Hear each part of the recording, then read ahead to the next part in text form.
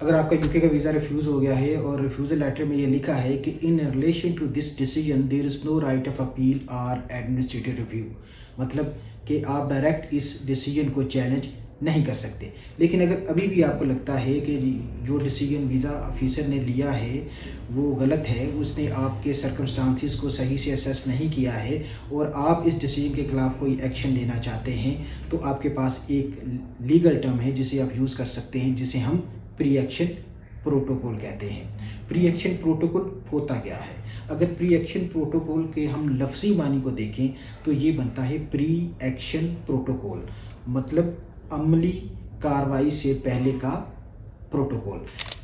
ये एक formal set of rules है जो कि दो पार्टीज़ के दरमियान अगर कोई लीगल डिस्प्यूट है तो उसको हल करने के लिए इस्तेमाल किया जाता है बिफोर कोर्ट में जाए हुए। अगर आप चाहते हैं कि आप कोर्ट में ना जाएं और कोर्ट में जाने से पहले आप अपनी जो डिस्प्यूट है आपका उसको आप रिजॉल्व करना चाहते हैं, तो आप ये लीगल टर्म यूज़ कर सकते हैं।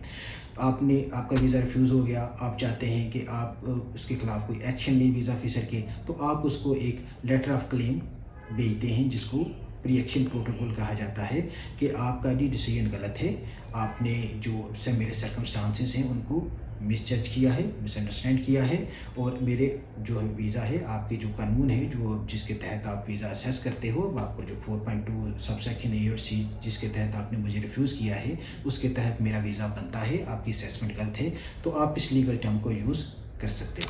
अब हम बात करेंगे प्री एक्शन प्रोटोकॉल के स्टेप्स की कि ये किस तरह से फॉलो किया जाता है।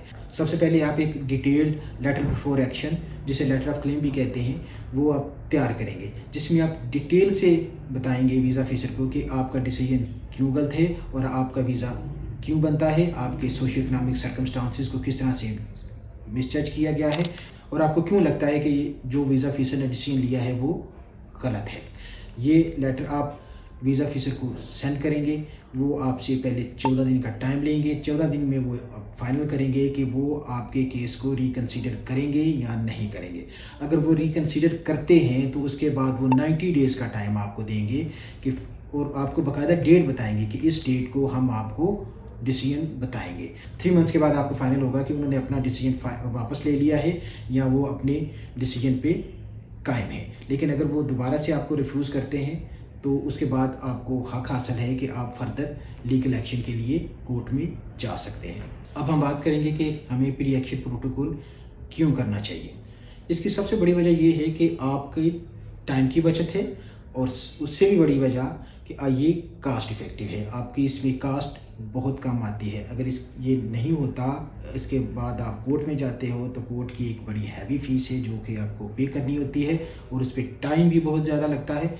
ये अगर आप प्री एक्शन प्रोटोकॉल करते हो तो इसमें आपकी टाइम की भी बहुत बचत है और कोर्ट में जाए बगैर ही आपके जो केस है वो रिकंसिडर हो जाता है।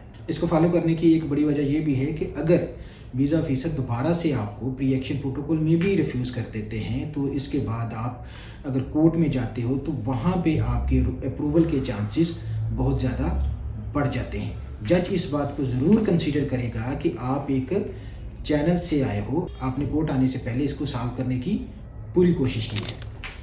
प्री एक्शन प्रोटोकॉल को फॉलो करते हुए आपको कुछ पॉइंट्स को ज़ेरे गौर रखना चाहिए। सबसे पहले कि आपका जो लेटर ऑफ क्लेम है वो डिटेल्ड हो, उसमें कंप्लीट रीज़न हो कि आपको क्यों लगता है कि आपका वीज़ा रिफ्यूज़ नहीं होना चाहिए।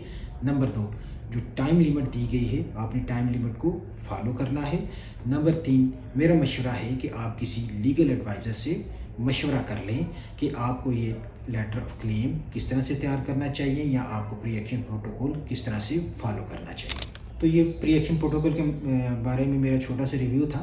अगर आपका इसके बारे में कोई भी क्वेश्चन हो तो आप कमेंट्स में मुझसे पूछ सकते हैं। बल्कि रिसेंटली ही एक मेरा प्री एक्शन प्रोटोकॉल पे वीज़ा लग के आया है, उसकी मैं इमेज यहाँ पे स्क्रीन पे शो कर देता हूँ। जब वो अप्रूवल आती है तो वो सिंपल आपसे कहते हैं कि आप जाके अपना जहरीज़ में अपना पासपोर्ट जमा कराएं जहाँ पे आपने पहले वीज़ा जमा कराया था। आप अपना पासपोर्ट जमा कराते हो, उसके विदिन अ वीक या 10 डेज़ के अंदर आपको वो स्टिकर लगा के दे देते हैं। इसके अलावा कोई आपसे दोबारा फ़ीस चार्ज नहीं की जाती। इस तरह की मज़ीद वीडियोज़ देखने के लिए आप हमारे चैनल को सब्सक्राइब कर लें। बहुत शुक्रिया।